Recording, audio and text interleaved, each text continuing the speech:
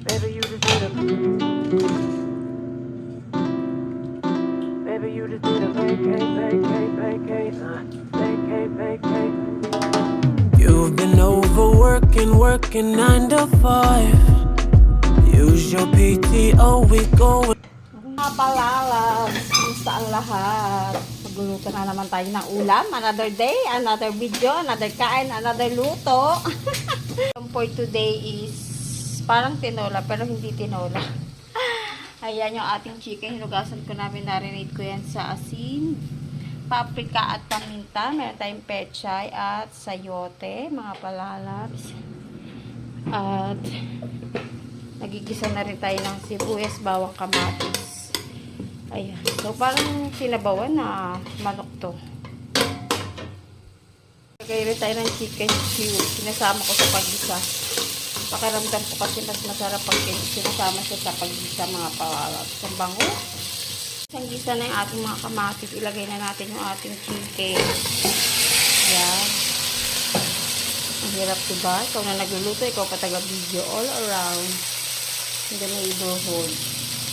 Haluin lang natin yung atakpan lang muna natin. Lutuin lang muna natin ang ating chicken. Natin ang patis, mga palalabs. At na paminta. At ayan na nga, mga palalabs. Di ko na naipakita na nilagay ko na din yung sayote. At nilagyan ko na din yan ng water. Depende sa inyo kung gaano kadaming water ang ilagay nyo. Rahan lang din yan ang naaayon sa inyong panglasa. At syempre, huwag kalimutang tikman. Sarap. At ilagay na rin natin yung ating pechay at sili. Lagyan ko rin yan ng parang dahon ng sibuyas. At turn yan. Lutuin lang natin yung pechay. Luto na yan, mga palalabs. Kainan time na.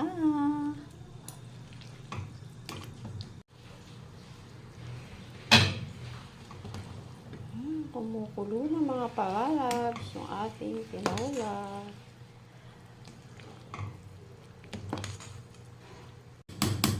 Okay na to. At nakaluto na nga tayo, mga palalabs. Di ko talaga alam po anong tawag dito kasi hindi naman talaga to tinola. Nito nga lately ay napapahilig ako sa may sabaw. At ayoko nga kumain ngayon ng mga dry, prito-prito. Gusto ko palagi ay may sabaw, mga palalabs.